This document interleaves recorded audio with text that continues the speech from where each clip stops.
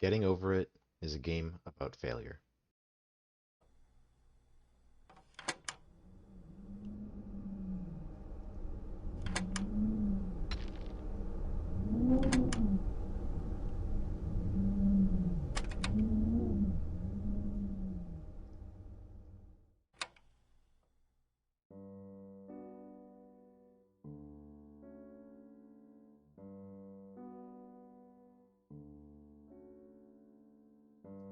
You are currently watching gameplay of a man that wasted hours of his life failing to beat this game. That man is me. I am that man, and I am that failure. Failure is predominantly considered to be a bad thing. It is an indication to a person that they lack something, that they are incapable of achieving, that all of their efforts mean nothing. But the mere act of failure is not a metric that determines everything. With failure comes the crushing of a dream, the breaking of a heart, the ruin of a future. And these kinds of beliefs are exactly why people live in fear of failure. But I wouldn't be talking to you if I didn't have something else to say about failure, would I? Failure is the means by which we, as people, learn to live. Without failure, we become incapable of understanding the value of success. And with valueless success comes a world built on worthlessness. This is where Getting Over It comes in. From the moment you open up the game's Steam page, you were told everything. Getting Over It, with Bennett Foddy. A game I made for a certain kind of person. To hurt them. A line like that is, frankly, quite direct. If there were a better way to get his point across, I'm not able to find it. Getting Over It is built to be difficult. It provides terrible controls to boot, forms a mountain out of nonsensical objects, and all the while locks you in with a narrator that spouts philosophy every time you lose progress in a fall. At times, it gets difficult to tell whether you're being mocked or not. You fall all the way to the ground, having just spent 30 minutes climbing. All of the obstacles you've overcome, once again, placed in your path. You had everything, and now you have nothing. Nothing but a man commenting on your failure. But that's just the thing, you see. That man, he's always there for you. Always ready to react whenever something unfortunate happens. Always happy whenever you take major strides. His presence is that of one who cares. And while some may feel alone in their journey, absorbed in silence as they try not to fail, the narrator does his best to show you that you are not alone. I said before that you were watching footage of a man who failed. But now I'm showing you a man who never had a chance to succeed. The tree is not a hard obstacle when compared to the rest of the game, but despite this, I still fail to climb it. I fling myself to the left and fall motionless to the floor. I'm thinking, why am I doing this to myself? I failed the first obstacle. I should just stop now. And all the while, a voice rings in my ear. It is the narrator's voice that pushes you forward. It provides you with a reason to climb. Not just for yourself, no. Not just for a selfish push and self-affirmation, but for them.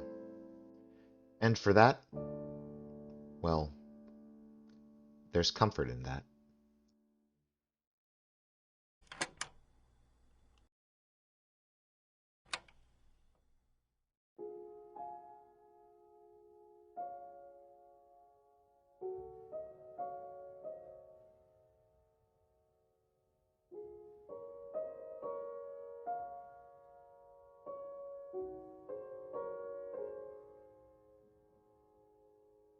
The key aspect of Getting Over It that is emphasized time and time again is determination. It is a determination to succeed that causes you to swing your hammer once more towards that wall. You may fail over and over again, but for as long as you stay determined, you will one day succeed. With each failure, you come to learn the wall a little better. You know to skip over the first ledge and just jump straight to the second. You're more cautious as you swing your mouse around. There's more patience, more precision, as you replicate what you begin to learn will lead you to success.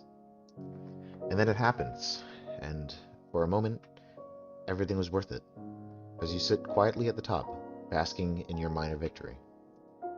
This loop, this process of failure, learning, and success, it is eternal. There is no break from it in Getting Over It. And Bennett Foddy wants you to realize this, because just as you find yourself finished with the last vertical wall, you're immediately introduced to a much harder one mere meters away. Again, you try to learn it. You use the skills you've picked up before. You compound on them, make yourself better, force yourself to become more than the person you were just moments before.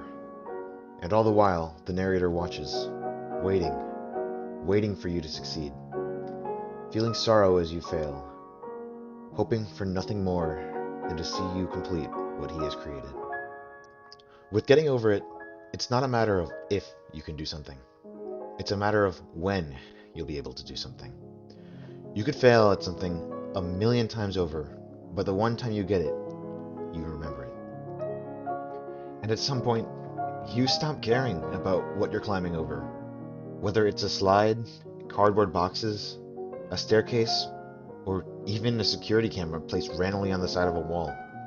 The chaos present everywhere is meaningless.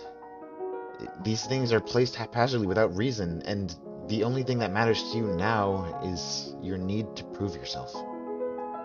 Without a doubt, you will fail.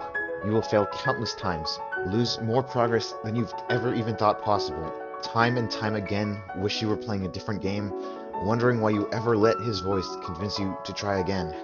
And each and every time, you gather your courage once more. You stride to make it back. You stride to learn once again. And you tell yourself that you will make it farther than you've ever made it before. Because only once you've made it that far can you let yourself want to make it even further.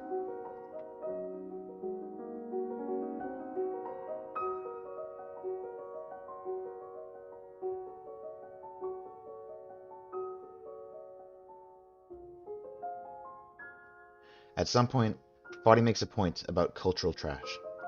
He makes the claim that the only thing that can come of trash is more mediocre trash. The jumbling of objects in his world is his embodiment of trash. He seems to be making the statement that because it is made of trash, it must be thought of as trash.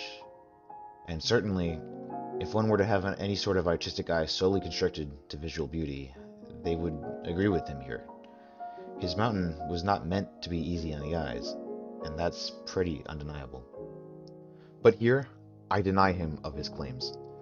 His belief that trash can only create trash, that the path our world has constructed only leads to laziness and worthless media, it's not true. His mountain is proof of that. His mountain is beautiful. It is a statement on failure and the means one will go through to overcome it. It is experiencing achievement alongside the person responsible for your challenge. It is showing to the narrator that you loved his mountain, that you loved it enough to make it to the top. And so, without much more to say, I leave this to you. To interpret it as you may, my thoughts are likely not yours, and frankly, the fact that I failed to complete this game may contradict my whole argument. But I hope I convinced you of something here. And if I didn't convince you, I hope I at least opened up your mind the slightest bit more. There will always be a mountain to climb out there. One made of trash that you will fail countless of times to make it up. But even so, I know you will one day succeed as long as you keep trying. And in that sense, I hope you now see failure as art.